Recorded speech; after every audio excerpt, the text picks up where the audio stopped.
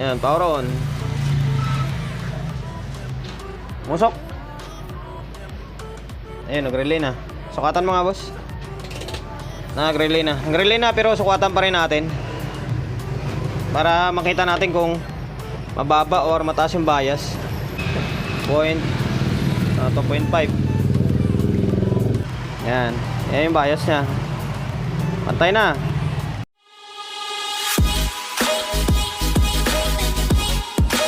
Welcome to my vlog. For today's video, na namang ayun na customer natin yung pumunta rito sa may shop natin. Hindi lang ako sigurado, parang Bulacan pa yata.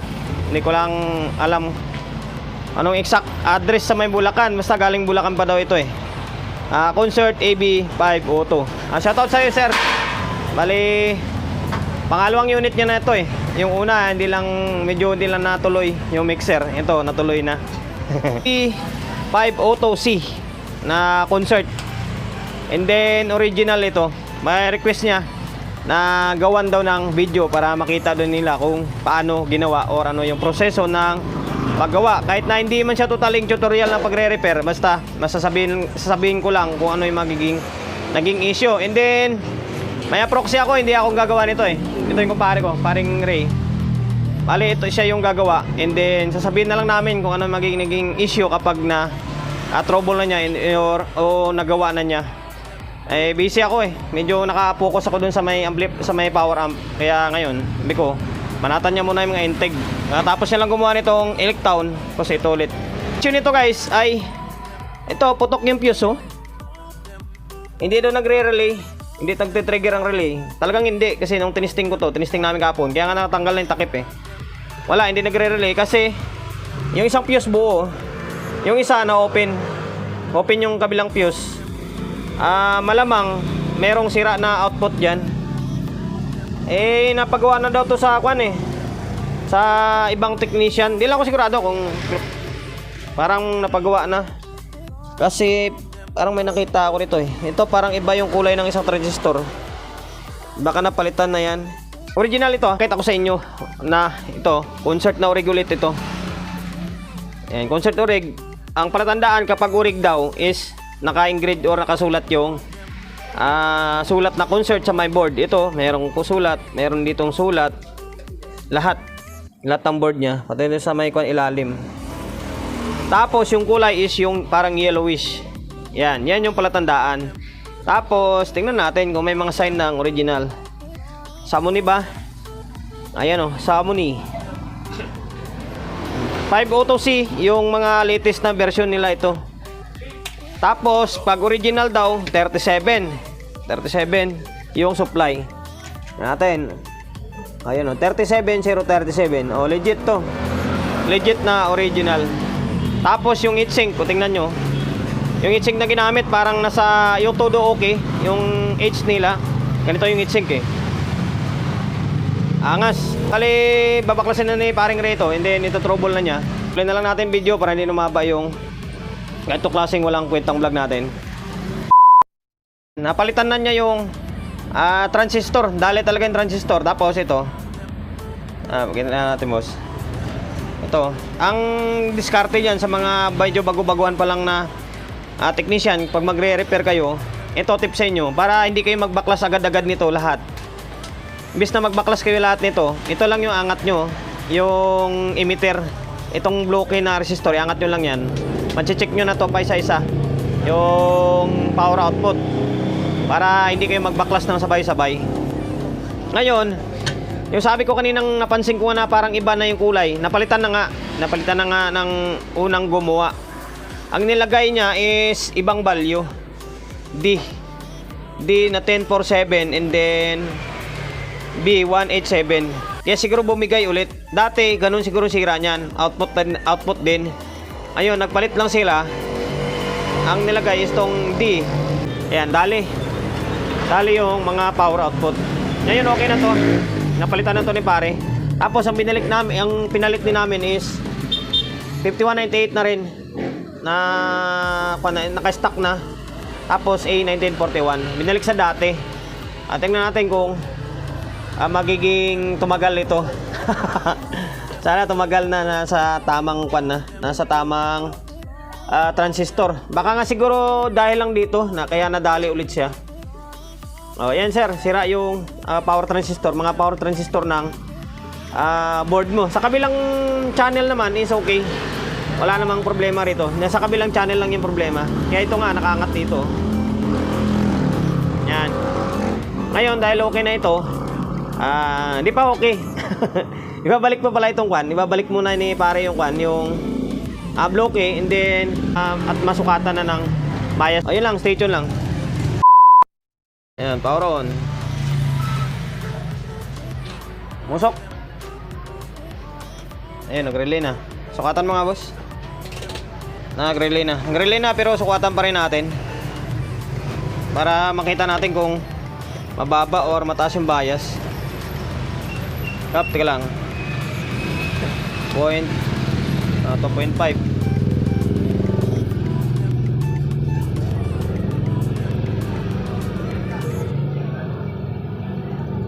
Ayan, wala nga bias oh.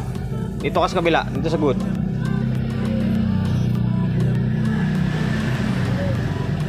Walang bias ah. Ay, wala fuse yan, boss. Kaya walang bias eh. Walang fuse yung kabilaan yan eh. Teka lang, lagyan mo na ng fuse. Ayan, napalitan na ng fuse. Kaya wala palang bias eh. Walang fuse eh. Ulit. Take 2.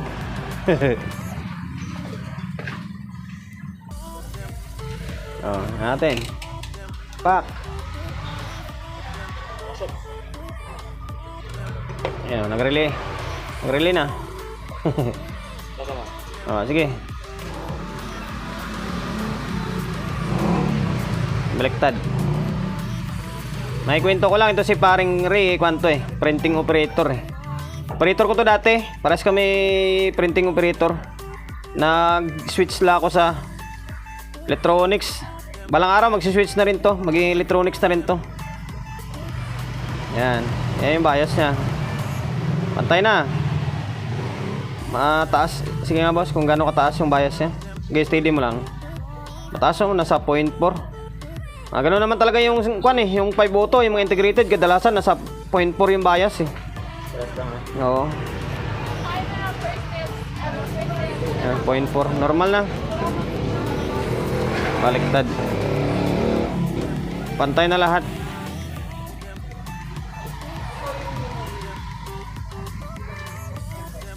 Ayan, 0.4.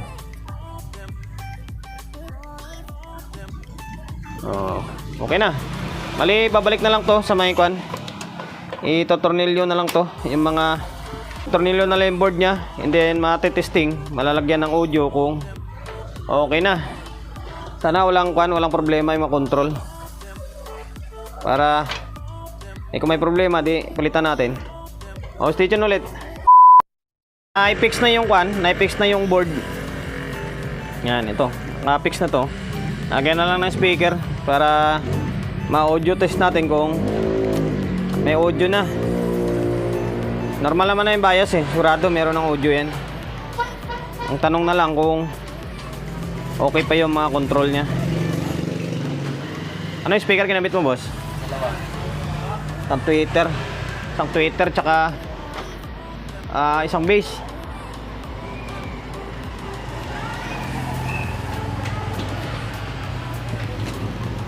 Sana mahal. Ayun, sa mga nagpapa-shoutout, ipunin ko na lang yung mga pa-shoutout nyo para isang bagsakan lang. Sensya na kayo, alam nyo na eh. Alam nyo naman, ako yung vlogger na tamad mag shoutout at saka mag-plus ng mga pangalan nyo dyan para pa-shoutout eh. Shoutout na lang sa inyo lahat. Pumasok dito si Kwan eh, nag-extra si pare. Paano eh, nakapag-relax si Sully G ngayon.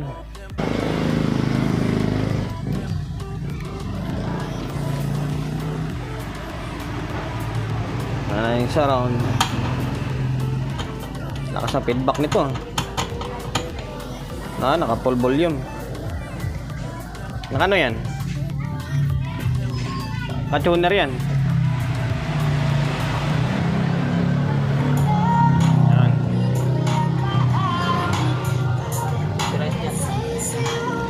Copyright tayo.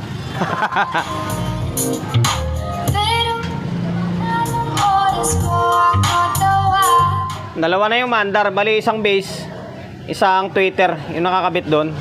Okay naman, sabay naman mandar eh. Nakuha ko lang kasi takaw sa copyright. Nakaraan, sunod-sunod akong na-copyright sa mga integrated eh. Yung gamit ko tugtog ng mga original. Ano? Okay pa?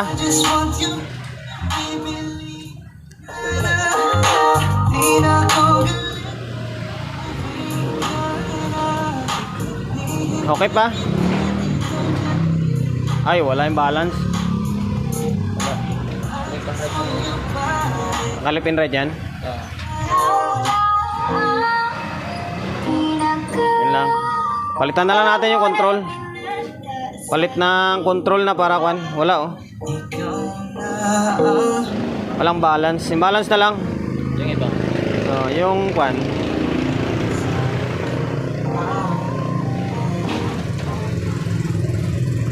Okay, palitan mo na yan. Palitan mo na yung lahat na yan. Para. Oo. Master volume, okay ba? Bali, papalitan na lang to guys. Papalitan na lang namin tong control. Para sigurado na. Stay dyan muna. Kasi hindi ko magana yung balance eh. Para sureball na gawaan. Palit na lang ito. Stay dyan muna. Palitan na yung mga control bago na ito. 1, 2, 3, 4. Yung sa mic, hindi na. Kasi okay pa yung mic niya eh. Gumagana pa. Bali ito lang. Sa may tone control na lang. And then yung master volume, okay pa. Okay yung master volume. Bali ito na lang. Yung balance, bass, mid, and then treble niya. Sana yung mga pinapalitan na ito. Yan. Itong mahaba kasi itong maiksi para to sa 737 eh. So, ito na. Okay na to. Yan. Kaya bago. Ito lang yung naiba. Kasi okay pa naman yung mic niya eh. Ayan, babalik na lang ni paring rito. And then, testing ulit. Kanina, walang balance eh. Ito na, para matapos na walang kwentang vlog natin. Bago na yung mga control niya na. Nagatak para walang copyright. Yan, volume na. Yan.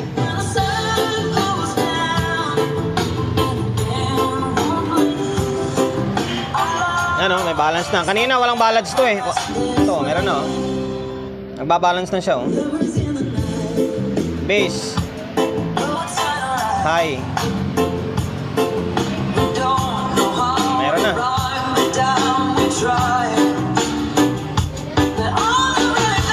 Bass.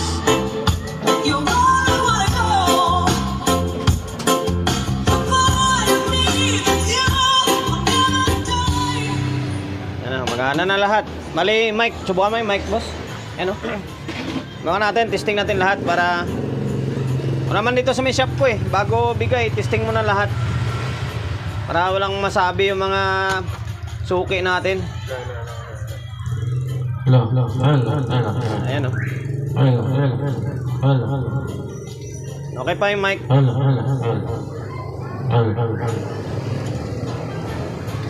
Ayan, okay na yan.